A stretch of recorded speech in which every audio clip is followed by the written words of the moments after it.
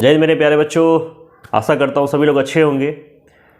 हम लोग class 9th chemistry के अंदर चैप्टर 3 एटम्स और मॉलिक्यूल्स कवर कर रहे थे, जिसके अंदर हमने बेटा बहुत ही इंपॉर्टेंट टॉपिक कल लास्ट क्लास में कवर किया था। हमने हर चीज़ देखा था कि एटॉमिक नंबर्स क्या होते हैं, किस तरीके से हम लोग कॉन्फिगरेशंस लिखते हैं, किस तरह से हम लोग वैलेंसी कैलकुलेट करते हैं। ओवरऑल कहीं ना कहीं ये समझिए कि एटम्स और मॉलिक्यूल्स की एक तरह से जो मेन पिलर्स थे जिसके आधार पे चैप्टर्स टिका हुआ है, उसको हमने ऑलरेडी कवर कर लिया हुआ है। उसके अंदर कुछ और भी इंपॉर्टेंट पार्ट्स हैं जो उसके बिहाफ पे, वैलेंसी के बिहाफ पे हम कैलकुलेट करेंगे। लाइक आयंस क्या होते हैं, इसके अलावा हम लोग एटॉमिक मास कवर करेंगे, मॉलिक्यूलर मास देखेंगे, केमिकल फार्मूला कैसे करते हैं। अभी कुछ और भी टॉपिक्स हैं जो काफ़ी इंपॉर्टेंट रहने वाले हैं, तो चलिए कवर करते हैं बेटा। आज भी जो हम लोग टॉपिक शुरुआत कर रहे हैं बेटा, वो कहाँ से है आपका, वो आपका है आयंस और पॉलीएटॉमिक आयन। आज का जो हमारा टॉपिक है बेटा वो क्या है कि what is an ion, ions क्या होते हैं। ठीक है बेटा, तो हमें पता है कि जो कंपाउंड्स होते हैं बेटा, that's formed by metals and non metals content charge species. जितने भी कंपाउंड्स जो मेटल या नॉन मेटल्स से बनते हैं बेटा, उनके पास क्या होता है, चार्ज्ड पार्टिकल्स, चार्ज स्पीसीज। ये जो चार्ज स्पीसीज होते हैं बेटा, उसको बोलते हैं आयंस। अब यहाँ पे एक वर्ड है सर, ये चार्ज स्पीसीज क्या होगा। देखिए, आपको पता है कि कोई भी ऑब्जेक्ट हो, उसके अंदर दो चार्ज होती हैं, या तो चार्ज होगा पॉजिटिव या फिर नेगेटिव। किसी भी ऑब्जेक्ट में हो, लिविंग हो, नॉन लिविंग हो, अगर मैटर्स है ना, तो उसके अंदर दो चार्ज तो होता ही होता है, एक पॉजिटिव और एक नेगेटिव। तो वो जो चार्ज स्पीसीज है ना, हमने क्या बोला कि या तो चार्ज होगा नेगेटिवली चार्ज पार्टिकल्स या फिर होगा पॉजिटिवली चार्ज पार्टिकल्स। जो नेगेटिव चार्ज होता है, यानी कि जो माइनस चार्ज होता है ना बेटा, उसको बोलते हैं, नेगेटिव चार्ज को क्या बोलेंगे, एनायन। क्या बोलते हैं बेटा, एन आयन। और जो पॉजिटिव चार्ज होगा उसको बोलते हैं बेटा कैटायन। ठीक है, पॉजिटिव चार्ज को हम क्या बोल रहे हैं, कैटायन। नेगेटिव चार्ज को क्या बोल रहे हैं, एनायन। और इन दोनों की कॉम्बिनेशन को क्या बोलेंगे, आयंस। यहाँ भी एक डिफिनेशन बन गया। अगर आपसे पूछा जाए what is an ion, you can say that the combination of cation and anion is called ion. Ion को तोड़ेंगे तो क्या बनेगा, आयन को ब्रेक किए तो बना आयन, एनायन और कैटायन, और इन दोनों को कंबाइन कर दीजिए तो क्या बन जाएगा बेटा, आयंस। और यही आयंस है जो रिस्पॉन्सिबल होता है कॉम्बिनेशंस के लिए। ठीक है, कैसे हम लोग देखेंगे आगे। तो आयन क्या था, बात समझ में आ गई। अब देखिए, जैसे फॉर एग्जांपल यहाँ पे दिया गया सोडियम क्लोराइड का। ठीक है, सोडियम है, देखिए सोडियम क्लोराइड क्या होता है बेटा, NaCl। जब ये NaCl डिकम्पोज होता है, टूटता है, तो ये क्या बनाएगा, ये बनाता है बेटा सोडियम आयन और क्लोरीन आयन। अब देखिए Na+ और Cl-। अब ये प्लस चार्ज है, इसका मतलब ये क्या होगा, कैटायन, यानी कि कैटायन पॉजिटिव आयन बोलते हैं ना। और क्लोरीन ये एनायन है, यानी कि इसको क्या बोलेंगे बेटा, नेगेटिव आयन।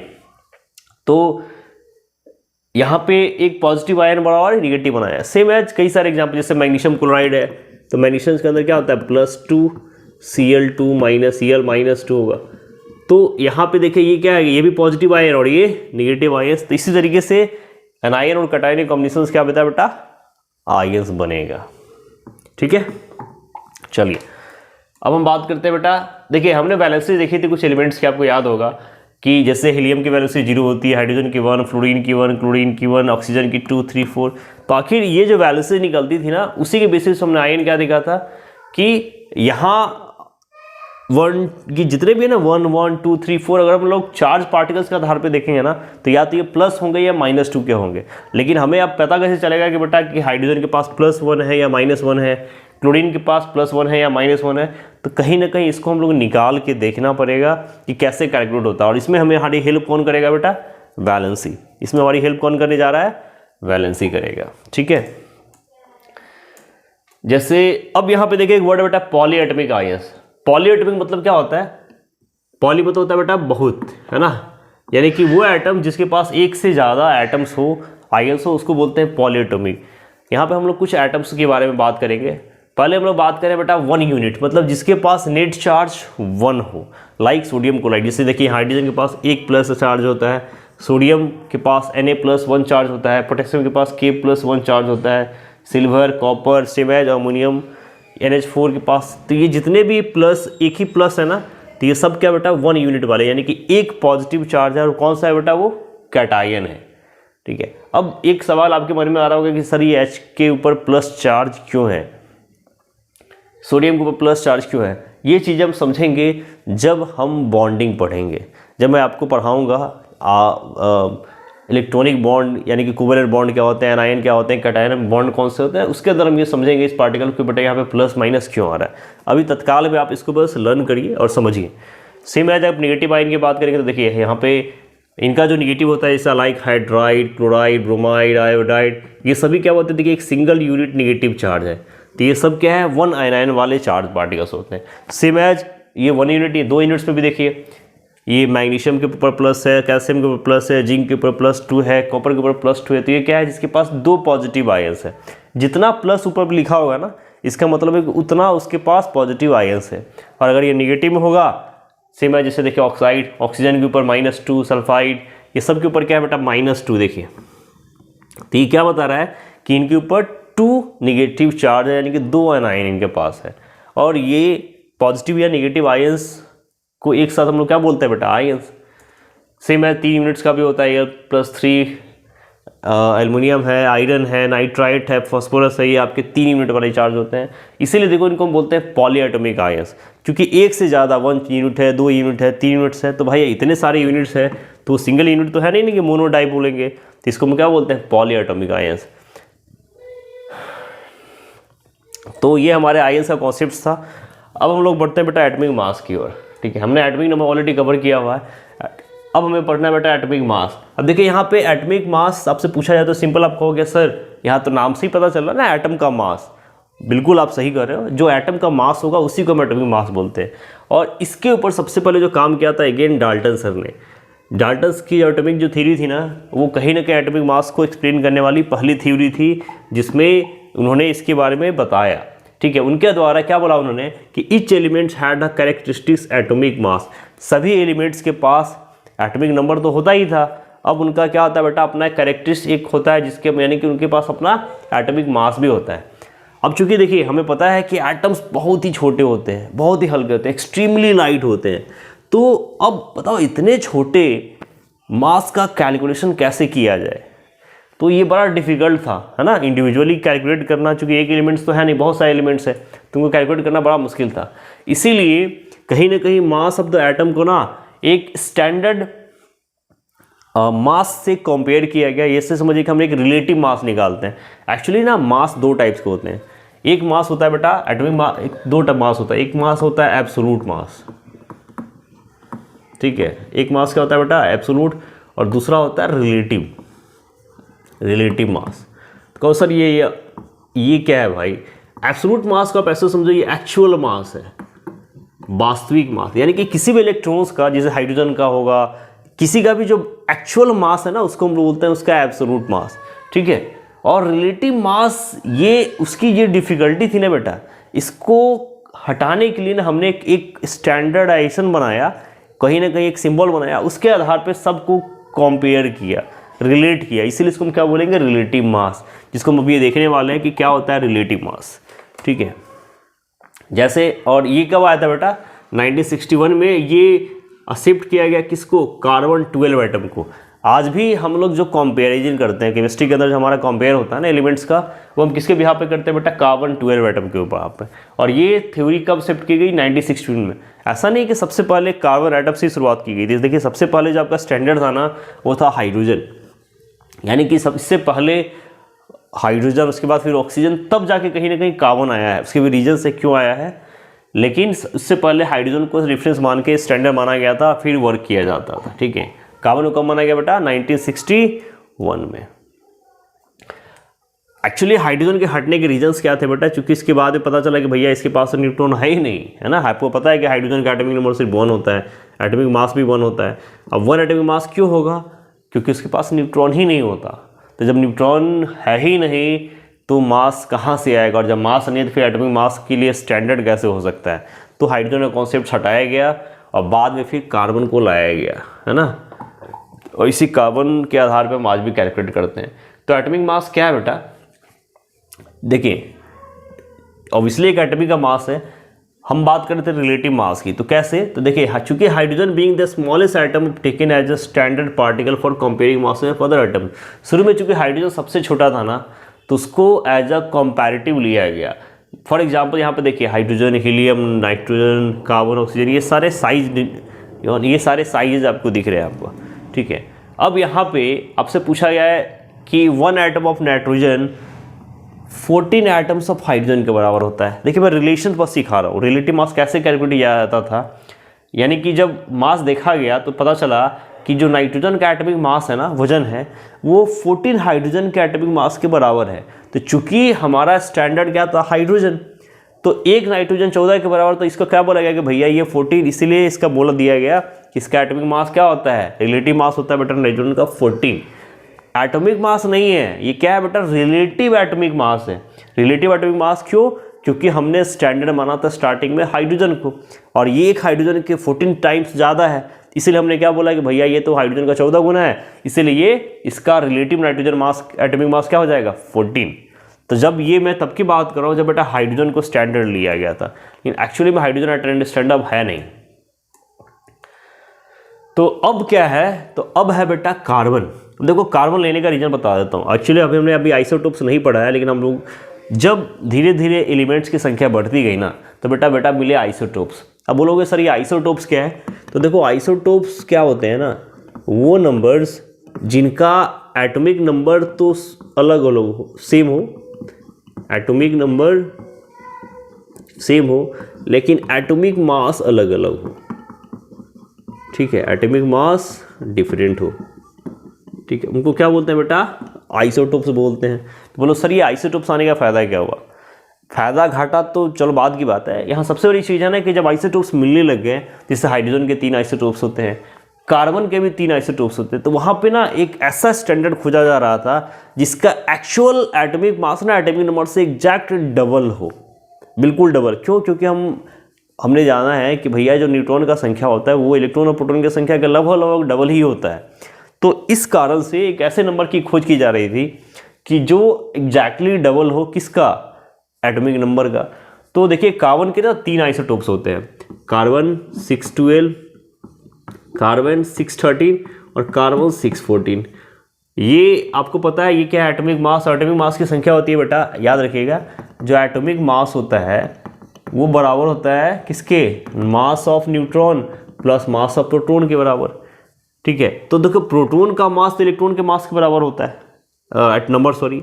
तो ये एक्चुअली में प्रोटॉन की वैल्यू तो चेंज होनी नहीं है, तो चेंज क्या होगा, न्यूट्रॉन। यानी कि यहाँ पे जो कार्बन 612 था ना, इसमें एग्जैक्टली न्यूट्रॉन होता है 6, जबकि 613 में न्यूट्रॉन 7 होता है और इसमें न्यूट्रॉन की संख्या 8 होती है, जो 6 के बराबर नहीं है। तो यानी कि यहाँ पे देखिए 6 और ये भी 6, तो ये एक ऐसा नंबर मिला कार्बन 612 आइसोटोप्स जो एग्जैक्टली सेम था, और इसीलिए स्टैंडर्ड बनाया गया कार्बन 612 आइसोटोप्स के, किसके लिए, सबका रिलेटिव मास कैलकुलेट करने के लिए, जो आज भी चलता आ रहा है। बात समझ में आ रही है बेटा? हमने क्यों कार्बन 612 को लिया? क्योंकि कार्बन 612 एक ऐसा आइसोटोप्स है जिसमें न्यूट्रॉन, इलेक्ट्रॉन और प्रोटॉन की संख्या एग्जैक्टली सेम है। Got it? अब देखिए यहाँ पे क्या है, the atomic mass of element is defined as the average atomic mass of all the isotopes of the element as compare to 1/12 of the mass of 1 carbon 12 atom. वही मैंने आपको समझाया, जो आइसोटोप्स की बात हम कर रहे थे ना, कि एक्चुअली एवरेज निकालने के बाद जिसमें एग्जैक्टली सेम था, यानी कि अब जिसका भी निकाला गया वो किसका, हमारा स्टैंडर्ड क्या है बेटा, कार्बन 612, यानी कि कार्बन 12 एटम जो है हमारा, उसका 1/12 हिस्सा। यानी कि कार्बन 612 तो स्टैंडर्ड है ही, लेकिन हम कंपेयर किस पे कर रहे हैं, उसके 12वें हिस्से से। अब एक और सवाल कि सर एक तो कार्बन का एटॉमिक मास 612 पहले से है, अब इसका भी आप 12th पार्ट ले रहे हो, 12वां पार्ट ले रहे हो, ऐसा क्यों कर रहे हो भाई? ठीक है, तो इसको थोड़ा समझिए यहाँ पे। Let us see from that example. जिससे देखिए यहाँ पे क्या बोला है कि मान के चलो ये जो है ना एक कार्बन है, ये एक वाटरमेलन है। अब ये एक वाटरमेलन है बेटा, इसको हमने क्या किया, 12 पीस में काट दिया, 12 इक्वल पीस में काट दिया, ठीक है। यानी कि एक वाटरमेलन के 12 टुकड़े कर दिए, और ये जो एक टुकड़ा है ना 12वां, वो एक एटॉमिक मास के बराबर है, ठीक है। ये जो एक है ना बेटा, 1 पीस रिप्रेजेंट्स 1/12 ऑफ कार्बन, यही तो होता है ना। जैसे हमको बोलता है कि 1 डजन केले में कितने होते हैं, 1 डजन मतलब 12 पीस, तो 1 पीस का मतलब क्या है बेटा, 1/12 डजन ही तो होगा। समझ रहे हैं ना बात? तो वही चीज़ है कि एक वाटरमेलन का जो 12वां हिस्सा यानी कि एक पीस 1/12 वाटरमेलन को रिप्रेजेंट करेगा। वही बात यहाँ पे बेटा, चूंकि हमको 1 यूनिट को दिखाना है ना, और कार्बन का एटॉमिक मास होता है 12, तो उसका जब 12वां हिस्सा कर देंगे तो 1 मास को दिखाएगा ना। दैट इज द रीजन कि they are taking a standard as a 1/12 of carbon what 612 atom.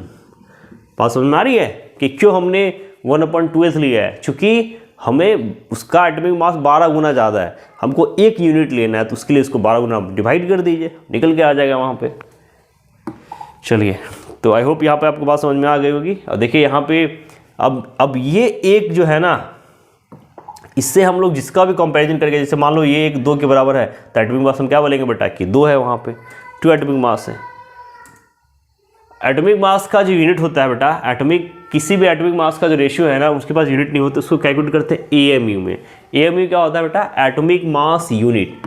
ये पहले जो निकाला गया स्टार्टिंग में, तो एएमयू का फुल फॉर्म होता है एटॉमिक मास यूनिट। लेकिन अब जो हमारा आईयूपीएसी है, उसने क्या किया है कि थोड़ा सा उसको शायद बड़ा लग रहा, तो उसने भैया एएमयू को शॉर्ट से कर दिया यू, और इसका फुल फॉर्म होता है यूनिफाइड मास। ठीक है, अब एएमयू नहीं चलता, पहले हम लोग एएमयू स्टार्टिंग में यूज करते थे, लेकिन अब एएमयू की जगह पे क्या यूज करते हैं बेटा? यूनिफाइड मास। एक्चुअली हमें भैया गाइडलाइन फॉलो करता आईयूपीएसी की। आईयूपीएसी क्या है? International union of pure and applied chemistry. यही वो संस्था है जो केमिस्ट्री से रिलेटेड कोई भी चेंजेज हो, एटॉमिक नंबर हो, मास हो, डेव, कोई भी चीज़ें है ना, उसको चेंज करने का अधिकार सिर्फ ना सिर्फ इसी संस्था को होती है। आ रही बात समझ में?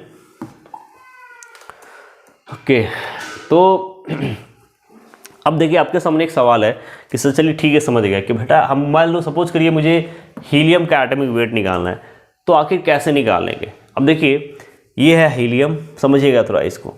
हमने यहाँ पे ये देखिए 4 लिया है 1/12 कार्बन एटम का। कितना लिया बेटा? 1/12 ऑफ कार्बन एटम का 4 हिस्सा।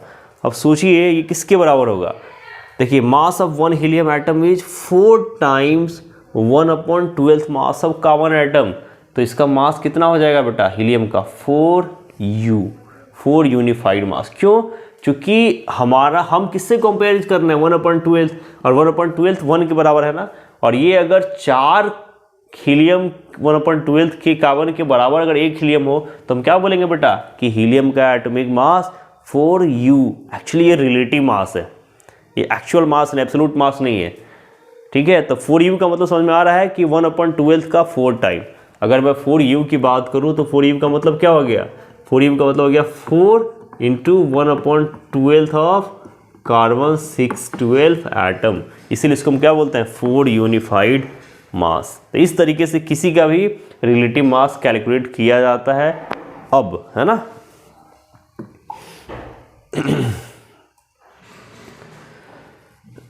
चलिए, सेम एज कुछ एटॉमिक एलिमेंट्स के एटॉमिक मास दिए गए, जैसे देखिए हाइड्रोजन का एटॉमिक मास होता है 1, आपको हम लोग ऑलरेडी जानते हैं। कार्बन का 12, नाइट्रोजन, ये जो है ना जितने भी नाम है बेटा सब इंपॉर्टेंट है। कम से कम ये carbon, 12, nitrogen, oxygen, sodium, magnesium, aluminium, phosphorus, ये सारे इंपॉर्टेंट है एग्जामिनेशन पॉइंट ऑफ व्यू से आपके। सल्फर, क्लोरीन, इतना तो आपको याद रखना ही रखना है। ये जो मैंने टेबल दिखाया है कैल्शियम तक का ना, ये कम से कम जो 10 नाम है, इसके एटॉमिक मास और एटॉमिक नंबर आप लोग बिल्कुल याद रखिए। एग्जामिनेशंस में क्वेश्चंस मैक्सिमम इन्हीं सब से बनता है। बहुत ही यूजेबल एलिमेंट्स है जिनके बार बार यूजेज आते ही आते हैं बेटा। ओके,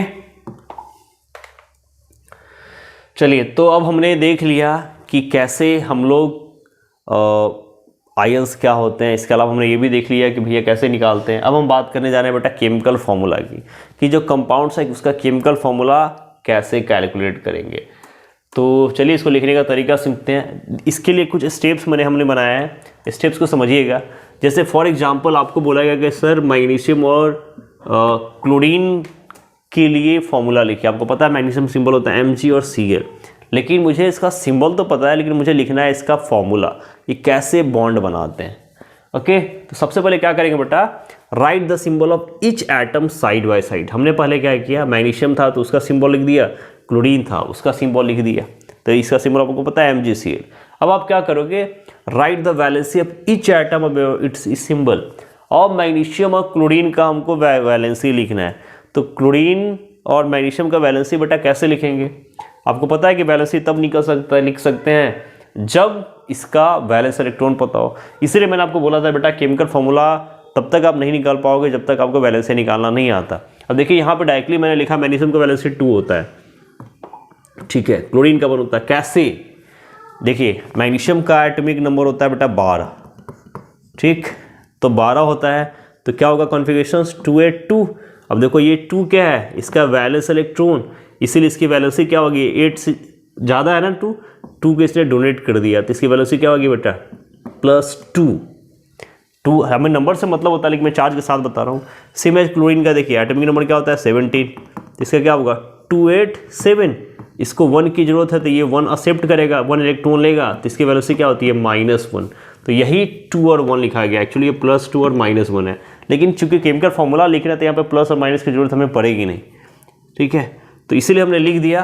अब वैलेंसी लिखना आ गया, ठीक, और आपको पता है कि अगर 1 2 3 वैलेंसी हो तो सेम एज वैलेंसी हो जाती है, इसलिए +2 और +1 हो गया यहाँ पे। अब आपको क्या करना है बेटा इंटरचेंज, यानी कि मैग्नीशियम वाली वैलेंसी को इधर और इसको इधर लिख दीजिए। तो कैसे लिखेंगे? अब क्रॉस ओवर कर दिया ना, तो ये कैसे लिखोगे? देखो Mg1Cl2 Mg1Cl2, और चूंकि 1 लिखा नहीं जाता है इसीलिए सिंपली इसको क्या लिख सकते हो MgCl2, यही हो गया केमिकल फॉर्मूला।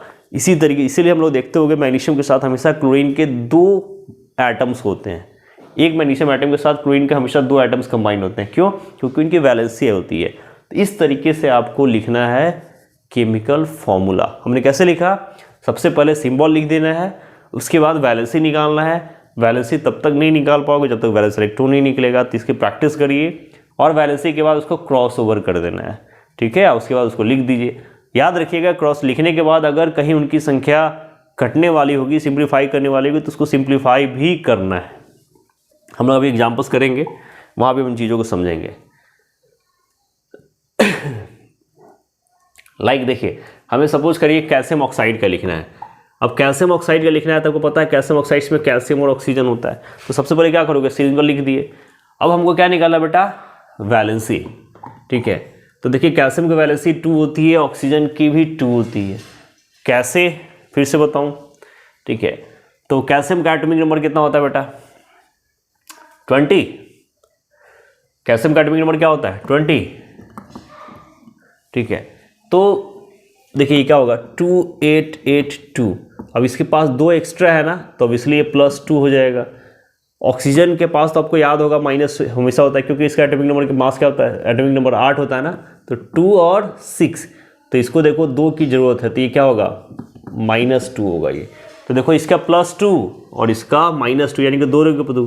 तो जब इसको क्रॉस ओवर करेंगे हम, ठीक है, जब हम क्रॉस ओवर करेंगे तो बेटा क्या हो जाएगा Ca2O2, ये होगा ना। अब चूंकि दोनों में 2 है तो मैंने अभी बोला था ना कि अगर ये सिंप्लीफाई होने वाला होगा, कटने वाला होगा तो उसको काटिए, तो 2 दोनों सिंप्लीफाई हो सकता है, तो क्या हो जाएगा Ca1O1 कटने के बाद, और 1 लिखा नहीं जाता तो सिंपली क्या लिखे बेटा CO। इसीलिए कैल्शियम ऑक्साइड का सिंबल क्या होता है? CaO, calcium oxide. अब समझ में आ रहा होगा कैसे लिखना है बेटा, ठीक है। अब देखिए कैल्शियम हाइड्रोक्साइड का लिखना है। कैल्शियम हाइड्रोक्साइड्स में होता है बेटा एक कैल्शियम और एक होता है हाइड्रोक्साइड OH। अब देखिए कैल्शियम का भी एटॉमिक नंबर मैंने अभी जस्ट आपको बताया था वैलेंसी 2 होता है। अब यहाँ पे हाइड्रोक्साइड की वैलेंसी 1 होती है। अब सर अब OH ही कैसे निकल गई? तो देखिए अब ज़्यादा डीप में नहीं जाऊँगा मैं। ऑक्सीजन का -2 होता है, हाइड्रोजन का +1 होता है, ठीक है। तो -2 + 1 कितना होगा बेटा? -1 ना, तो इसलिए यहाँ पे हाइड्रोजन OH की वैल्यू क्या होती है? -1, ठीक है। क्रॉस ओवर करिए, तो क्रॉस ओवर करेंगे तो क्या हो जाएगा Ca1OH2। 1 लिखा नहीं जाता तो सिंपली क्या होगा CaOH का 2, ठीक है। यहाँ पे ऐसे लिखते हैं इसलिए ताकि पता चले कि सिर्फ OH के ऊपर है। तो ये होता है आपका बेटा कैल्शियम हाइड्रोक्साइड का। सेम एज कई सारे एलिमेंट्स का आप निकाल सकते हो। आपको जितने भी एटॉमिक नंबर्स एग्जाम्पल्स पता है ना, उसका निकाल के देखिए। जैसे कुछ मैं और भी बता दूं आपको, लाइक मुझे समझो हाइड्रोजन और ऑक्सीजन का निकालना है। जैसे हम लोग शुरू से देखते हैं ना, हाइड्रोजन और ऑक्सीजन का निकालना है। तो हाइड्रोजन का आपको पता है वैलेंसी +1 होता है, ऑक्सीजन का -2 होता है, यानी कि 1 और -2 होता है। क्रॉस ओवर करेंगे तो क्या होगा H2O1, 1 लिखना नहीं है तो क्या हो जाएगा H2O। ठीक है, सेम एज मुझे कार्बन और ऑक्सीजन का निकालना है। देखिए कार्बन का एटॉमिक नंबर क्या होता है बेटा, कार्बन का एटॉमिक नंबर क्या होता है 6, इसकी वैलेंसी क्या होगी 2 4, यानी कि 4 इसकी वैलेंसी हो जाएगी। ऑक्सीजन की -2 यानी कि 2 होता है, क्रॉस ओवर करिए तो क्या हो जाएगा C2O4, 2 और 4 आपस में कटने वाले नंबर है ना, तो क्या हो जाएगी C1O2, 1 लिखना नहीं है तो सिंपल क्या हो जाएगा CO2। तो इस तरीके से जो इम्पॉर्टेंट एग्जाम्पल्स दिए गए ना सबका आप खुद से निकाल के देखिए, 5-6 तो मैंने आपको बता दिए, और केमिकल फॉर्मूला निकाल के देखिए, आप आसानी से निकाल पाएंगे बजाबते कि अगर आपको वैलेंसी निकालना आता हो। चूँकि आप कितना वैलेंसी याद कर सकते हो, अगर एटॉमिक नंबर आपको पता है ना तो आसानी से आप उसका कॉन्फ़िगरेशन लिखिए, कॉन्फ़िगरेशन लिखने के एटॉमिक नंबर निकालिए, सॉरी वैलेंस इलेक्ट्रॉन निकालिए और फिर वहाँ से वैलेंसी निकालिए। इसीलिए मैंने, अगर आपको नहीं आता है तो इसके पीछे के जो वीडियोज़ हैं ना, जो थर्ड पार्ट मैंने इसके ऊपर बनाया है, प्लीज़ उसको जाके देखिए। आई होप एक बार आप देख लेंगे सारा निकाल पाएंगे, क्योंकि बिना वैलेंसी या वैलेंस इलेक्ट्रॉन के आप केमिकल फार्मूला भी लिख नहीं पाएंगे। एक टॉपिक स्किप करेंगे तो पता नहीं कितने टॉपिक्स आपको स्किप करने पड़ जाएंगे। तो इसको ज़रूर सीखिए, काफ़ी इंपॉर्टेंट है आपके आगे के लिए। ठीक है, इसके बाद हमको बात करनी है बेटा मॉलिक्यूलर मास की, और फिर हम लोग कुछ न्यूमेरिकल्स देखेंगे। चलिए हम बात करते हैं बेटा मॉलिक्यूलर मास की। तो देखिए सबसे पहले मॉलिक्यूलर मास, यहाँ 2 वर्ड है। ऑब्वियसली मॉलिक्यूलर मास का मतलब होता है मॉलिक्यूल्स का मास, मास ऑफ मॉलिक्यूल्स है ना, मॉलिक्यूल्स का मास ही तो मॉलिक्यूलर्स बोलेंगे। बेटा मॉलिक्यूल्स क्या था, कॉम्बिनेशंस ऑफ एटम्स। हमने क्या बोला था मॉलिक्यूल्स, मॉलिक्यूल्स होता है क्या बेटा, कॉम्बिनेशंस ऑफ एटम्स को ही तो मॉलिक्यूल्स बोलते हैं ना। लाइक जैसे मान लीजिए यहाँ पे हमने लिखा था H2, तो H2 क्या है, 2 हाइड्रोजन एटम के मिलने से बना है। ठीक है, O2, तो O2 क्या है, 2 ऑक्सीजन एटम के मिलने से बना है। सेम है H2O लिखे, ये क्या था, सेम टाइप के एटम्स के मॉलिक्यूल्स थे। यहाँ पे देखिए हाइड्रोजन के 2 एटम, ऑक्सीजन के 1 एटम मिल रहे हैं, तो ये भी एक मॉलिक्यूल्स है। कंपाउंड्स मॉलिक्यूल्स दोनों भी होते हैं। तो मॉलिक्यूल्स क्या होता है बेटा, कॉम्बिनेशंस ऑफ एटम्स। अब हमको मॉलिक्यूल्स का मास निकालना है, तो मुझे बताइए हमने क्या देखा कि चूंकि मॉलिक्यूल्स को जो मॉलिक्यूल्स बन कैसे रहा है, वो एटम्स का ही तो कॉम्बिनेशन है। मेरी बात समझिएगा मैं क्या बोल रहा हूँ। हमने लिखा CO2, तो एक्चुअली CO2 एक मॉलिक्यूल से है क्या, यहाँ पे एक एटम कार्बन है और एक एटम ऑक्सीजन है, और इन दोनों को एक साथ लिख दिया गया। तो चलिए वो तो एटॉमिक नंबर था, लेकिन यहाँ पे एटॉमिक मास है। तो क्या मॉलिक्यूलर मास निकालने के लिए अलग से कुछ पढ़ना पड़ेगा क्या, तो बिल्कुल नहीं। अगर हमें कार्बन का एटॉमिक मास पता हो या एलिमेंट्स का एटॉमिक मास पता हो ना, तो उन सभी के एटम्स के एटॉमिक मास को अगर हम जोड़ देना तो बेटा हो जाएगा एटॉमिक मास। ठीक है, मॉलिक्यूलर मास। जैसे मैं आपको बताता हूँ, जैसे फॉर एग्जांपल अभी H1O3 निकालने से पहले एक एग्जांपल मैं कराता हूँ, जिससे मुझे H2O का एटॉमिक मास निकालना है। तो देखिए सबसे पहले क्या करेंगे बेटा, हाइड्रोजन का एटॉमिक मास क्या होता है 1। हाइड्रोजन यानी कि जिसका एटॉमिक मास निकालना है वो देखिए कितने टाइम्स है, तो हाइड्रोजन कितनी बार आया, 2 बार ना, तो 1 × 2। ठीक है, प्लस अब यहाँ पे ऑक्सीजन भी तो है ना, तो उसके बाद प्लस साइन लिखेंगे। ऑक्सीजन का एटॉमिक मास कितना होता है 16, तो 16 लिख दीजिए। अब उसको जोड़ दीजिए, 2 + 16 कितना होगा बेटा 18, यानी कि H2O का मॉलिक्यूलर मास कितना हो जाएगा 18U, यूनिफाइड मास है ना, तो 18U इसका यूनिफाइड मास होगा। सेम मुझे बताइएगा CO2 का निकालना हो तो क्या होगा, कहोगे सर कार्बन का एटॉमिक मास होता है 12, तो 12 लिख दीजिए। ऑक्सीजन का एटॉमिक मास होता है 16, 2 एटम है तो 2, यानी कि 12 + 40 44 यूनिफाइड मास। तो इस तरीके से हम निकालते हैं मॉलिक्यूलर मास। चलिए अब यहाँ पे एग्जांपल देखिए। यहाँ पे मुझे निकालना है बेटा HNO3 नाइट्रिक एसिड्स का। तो सबसे पहले क्या करोगे, देखिए यहाँ पे एटम्स क्या क्या है, देखो एक हाइड्रोजन है, नाइट्रोजन है और ऑक्सीजन है। ठीक, तो सबसे पहले हमने क्या किया, हाइड्रोजन का मास लिख दिया। यानी कि देखिए पहले एटॉमिक मास ऑफ हाइड्रोजन को जोड़िए, एटॉमिक मास ऑफ नाइट्रोजन को जोड़िए, एटॉमिक मास ऑफ ऑक्सीजन को जोड़ दिए। तो एटॉमिक मास ऑफ हाइड्रोजन क्या होता है बेटा 1, है ना, इसका मास क्या होता है 1। नाइट्रोजन का एटॉमिक मास कितना होता है 14, और एटॉमिक मास ऑक्सीजन कितना होता है 60। अब देखिए हाइड्रोजन 1 टाइम है तो 1 है, नाइट्रोजन 1 टाइम है तो 1, और ऑक्सीजन कितने टाइम से 3, यानी कि 16 × 3, तो कितना होगा बेटा 1 + 14 15 और 50 + 48, यानी कि 63। HNO3 का एटॉमिक मॉलिक्यूलर मास क्या हो जाएगा बेटा 63 ऑब्वियसली U। इसीलिए इसका H3 का क्या हो जाएगा 63। यानी कि जितने भी एटम्स हैं ना उनको अलग कर लीजिए और उन सब के मास को जोड़ दीजिए, उसी के मास को हम लोग क्या बोलेंगे, मॉलिक्यूलर मास। हमने क्या देखा बेटा, इसका मतलब एक फॉर्मूला में क्या हो सकता है कि मॉलिक्यूलर मास क्या है बेटा, सम ऑफ एटॉमिक मास। H2 को मैंने अभी जस्ट आपको बताया था ना, number of atoms hydrogen atom जोड़ दीजिए, यानी कि क्या हो जाएगा 2 + 16 18। तो इस तरीके से निकाल सकते हैं। तो यहाँ पे हमारा मॉलिक्यूलर मास था। अब इसके बाद बेटा हम लोग को पढ़ना है मोल कॉन्सेप्ट्स। इस चैप्टर का सबसे बच्चों को हमेशा परेशान करने वाला टॉपिक है। अगर मैं इसको पढ़ाऊँगा, अगले पार्ट में पढ़ाऊँगा, लेकिन इससे पहले एक बार मैं एज ए रिक्वेस्ट कर रहा हूँ कि जितने भी हमारे पीछे के टॉपिक्स उसको अच्छे से रिवाइज करिए, valency, balance electron, atomic number, atomic mass, और फिर ये स्मॉल कॉन्सेप्ट्स को अगले क्लास में जो मैं बताऊँगा उसको पढ़िए। मज़ा भी आएगा और समझ में आएगा। जो आप लोग बार बार परेशान होते हैं ऐसा नहीं होंगे। मैं बिल्कुल कमिट करता हूँ कि आपको मूल कॉन्सेप्ट सिखा के मानूंगा। बहुत सारे क्वेश्चन भी करेंगे। तो बस कल या परसों के लेक्चर्स में बहुत जल्दी मैं आपको मूल कॉन्सेप्ट लेके आता हूँ। तब तक के लिए आज्ञा दीजिए और स्टडी करते रहिए। जय हिंद बच्चों।